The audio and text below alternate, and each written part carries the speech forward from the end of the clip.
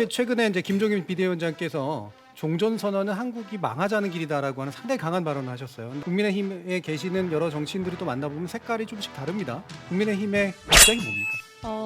저희는 일단은 이 종전 선언이라는 거 의미가 과연 있느냐, 평화를 가져올 수 있느냐, 이거에 대해서 많은 문제의식을 갖고 있는 것이죠. 사실 이제 종전 선언이 정치적이다, 정적인 선언에 불과하다, 다만 문을 여는 것이다라는 건 이제 실효성 자체를 크게 인정하지는 않는 거잖아요. 뭐 공무원 피격 사건에 관련된 부분들은 실질적으로 좀 예방이 가능하다 이렇게 판단을 하십니까? 저는 충분히 가능하다고 판단을 합니다. 실질적인 진행 프로세스의 가장 구체적인 예가 9.19 군사 합의입니다. 그 실질적이고 구체적인 합의를 이끌어내기 위해서 종전선언이 필요하다라는 말씀이고요.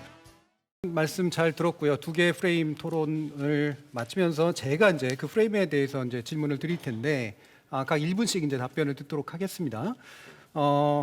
사실 최근에 이제 김종인 비대위원장께서 종전 선언은 한국이 망하자는 길이다라고 하는 상당히 강한 발언을 하셨어요. 근데 제가 국민의힘에 계시는 여러 정치인들을 또 만나보면 색깔이 조금씩 다릅니다.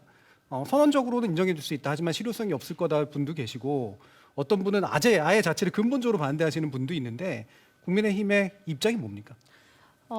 저희는 일단은 이 종전 선언이라는 거 할 의미가 과연 있느냐, 과연 이게 뭐 선언을 해서 정말 평화를 가져올 수 있느냐, 이거에 대해서 많은 이제 문제의식을 갖고 있는 것이죠. 가짜 평화를 가져오면 이것은 우리의 안보에 너무나 치명적이다라는 우려가 있기 때문에 종전선언에 대해서는 신중할 수밖에 없는 입장이고요. 북한이 종전선언 이후에 핵무기 포기할 수 있을 거라고 생각을 하지만 북한은 이미 핵무기 보유를 선언했습니다. 그들이 원하는 것은 국제사회로부터 핵 보유국으로서의 지위를 인정받고 국제사회 대북 제재를 푸는 것입니다. 문재인 정부가 오히려 전쟁이냐 평화냐라는 이분법적으로 국민을 호도하고 있다고 생각합니다. 핵이 있는 평화는 진정한 평화가 될 수 없습니다. 한반도와 국제사회에 대한 위협이 존재하는 가짜 평화일 뿐이라고 생각합니다. 알겠습니다. 네. 예. 자, 그러면 윤건영 의원께 제가 더 다른 질문을 드릴 텐데요. 사실 이제 종전 선언이 정치적이다, 정적인 선언에 불과하다, 다만 문을 여는 것이다라는 건 이제 실효성 자체를 크게 인정하지는 않는 거잖아요.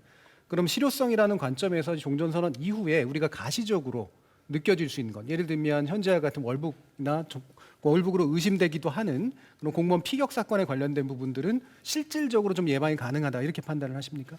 저는 충분히 가능하다고 판단을 합니다.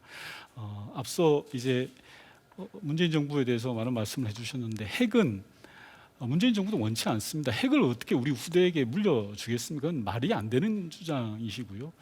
조금 전에 진행자께서 말씀하셨던 실질적인 진행 프로세스의 가장 구체적인 예가 9.19 군사 합의입니다.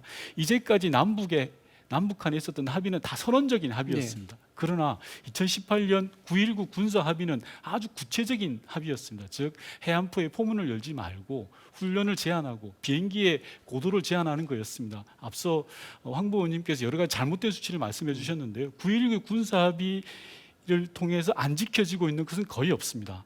즉 이 말은 무엇이냐 그러면 합의를 할 때는 이제는 실제적이고 구체적인 합의를 해야 됩니다. 그 실제적이고 구체적인 합의를 이끌어내기 위해서 종전선언이 필요하다라는 말씀이고요. 그 종전선언을 통해서 평화의 문을 열어가서 9.19 군사 합의와 같은 남북한의 합의를 하나하나 쌓아가면 그것이 평화협정이 되는 겁니다. 비핵화의 길이 되는 겁니다. 제발 종전선언에 대한 좀 오해를 걷어내고 좀 전체적으로 봐주셨으면 하는 생각이 알겠습니다. 있습니다. 자, 원래는 이제 프레임 토론 막바지에 이제 두 분의 그 프레임에 대한 이제 각자의 논평들을 좀 듣습니다만 오늘은 시간이 좀 많이 흘러간 관계로 밥으로 마무리 짓도록 하겠습니다. 사실 한반도의 평화를 영구적으로 구축하는 일은 뭐 정파와 상관없이 저는 궁극적으로 추구하고 있는 거라고 판단을 합니다. 다만 문제는 그 방법론일 텐데요. 이런 식의 평화 구축이라고 하는 것은 상당히 장기적이고 오래된 그리고 복잡한 산수를 필요로 하고 여러 국가들이 또 관여된 그런 문제이기도 할 겁니다. 따라서 현재 종전선언에 관련된 논의는 매우 치밀한 계획과 함께 또 초당적 협력까지도 요구되는 또한 국내적으로도 복잡한 산술이 포함되어 있다고 판단을 합니다. 자, 국정감사로 바쁘신 와중에서도 두 분 이렇게 참여해 주셔서 감사합니다.